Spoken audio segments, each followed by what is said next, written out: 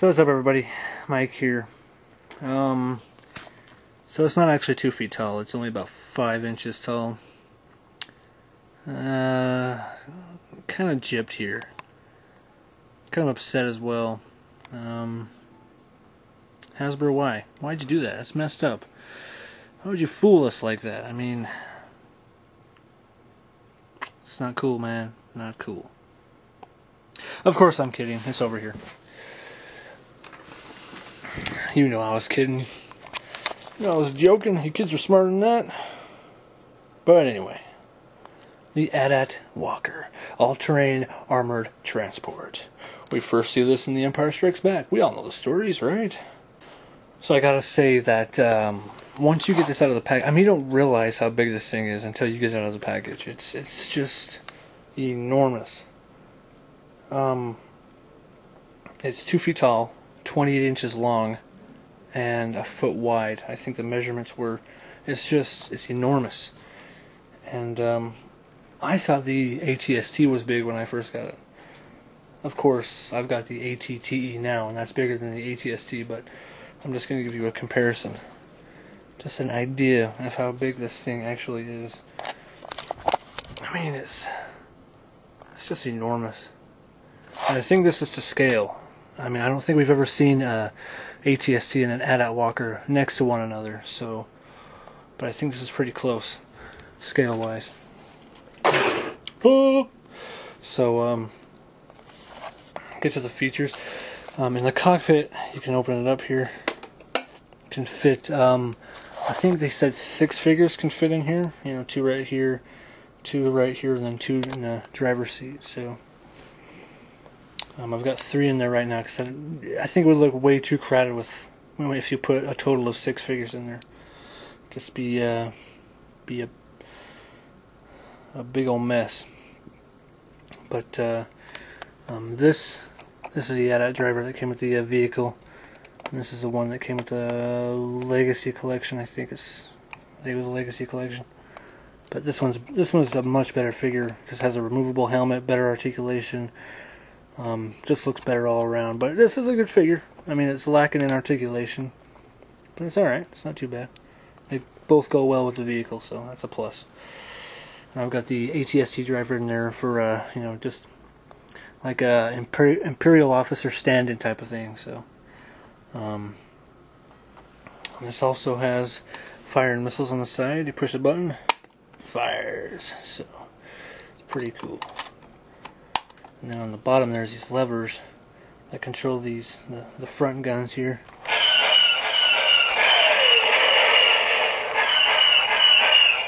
They light up, so. And then this has the most sound effects. There's a button right here. There's like 15 or 20. It's a hell of a lot. Target the rebel scum. I've reached the main power generators. All troops will debark for ground assault. Don't fail me. Prepare to target the main generator. Primary guns charged and ready. Target maximum firepower.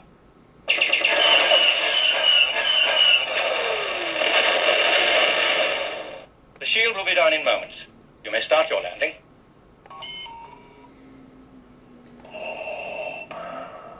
Don't let Skywalker escape.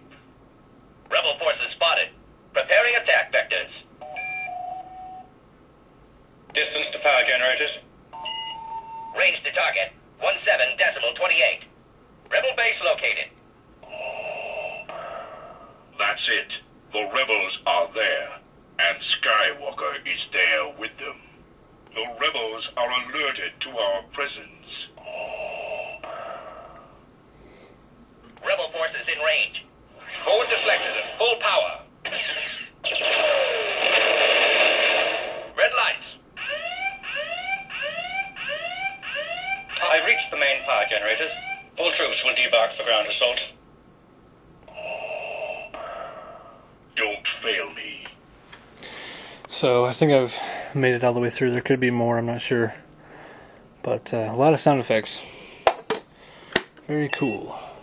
And also, this right here, I don't know if you can see them, but it's translucent and you can actually see the drivers through that window. So it's pretty nice.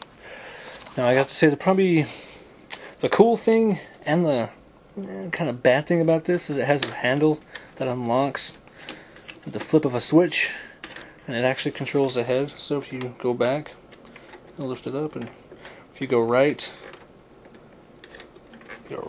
go left. It's kind of, there we go. It's kind of hard to control. But when I say bad thing is because this doesn't stay into place very well. It just kind of pops out at random because the head is just so heavy. But it's also not a big deal because the head doesn't droop down a whole lot. You know, when you lock it into place. Like I said, it's not a whole lot of difference between when it's locked in and when it's not. So, but kids, I bet kids will wear this out really quick. But like I said, it's not that big of a deal because the head doesn't fall down too far. So, getting to the middle of the vehicle, pop the hatches open. You can break them off. Just a second.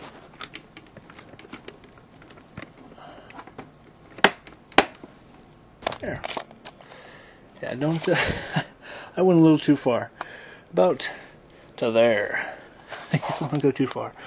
So there's a sand trooper in there. You got a rogue squadron scout trooper, I guess you call them. I'm not sure. Pretty nifty. You can fit a lot of figures in here. There's a lot of pegs for figures and everything.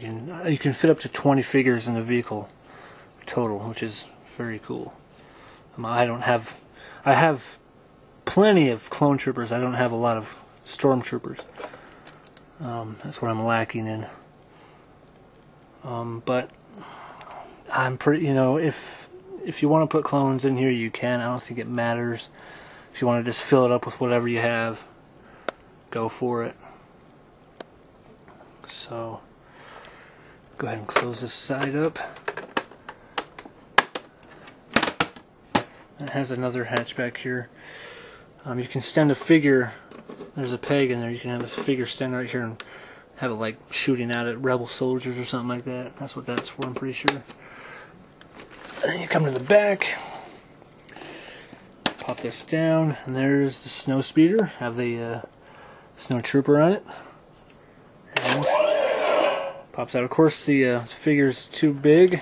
Kind of gotta bend it down to get it through. And the speeder detaches. There we go. That looks pretty good.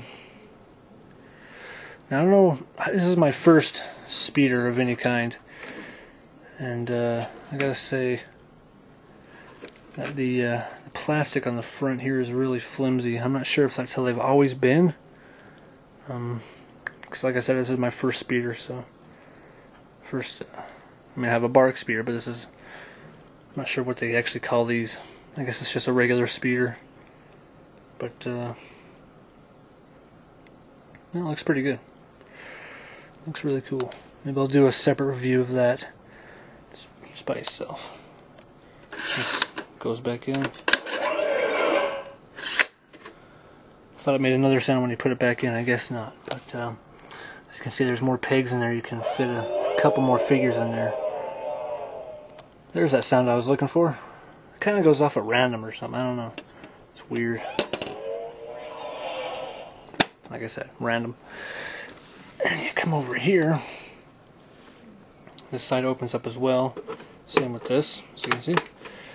So, there's Darth Vader over here. I have a rogue squadron dude over here, standing on this platform, shooting some rebels.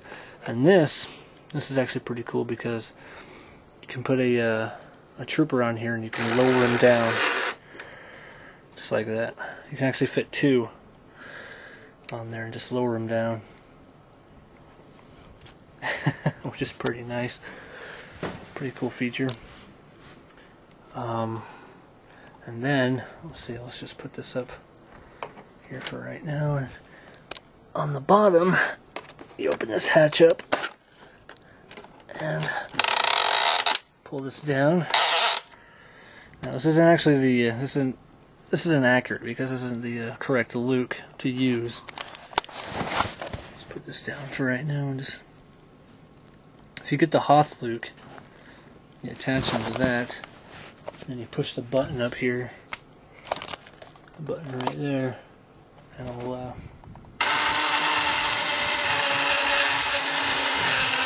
very slowly raise them up. So it goes pretty slow, but you know, it does its job. It does what it's supposed to do. So yeah, pretty nifty, pretty cool. Now finally, these 3 buttons up here.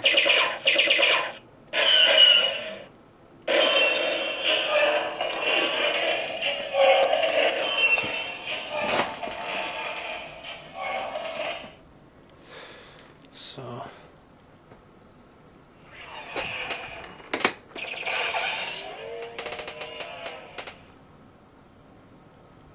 very cool. I think I've got everything.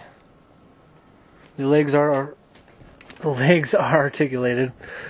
You know, they can bend and do all that fun stuff. I'm not sure if I really want to show you because it'll probably fall over. But they're articulated. You believe me, right? You believe me. So huge, massive. If you're a Star Wars fan, this is definitely a must-have. It'll go great with your collection. So there you guys have it. The AT-AT Walker. Alrighty, take care.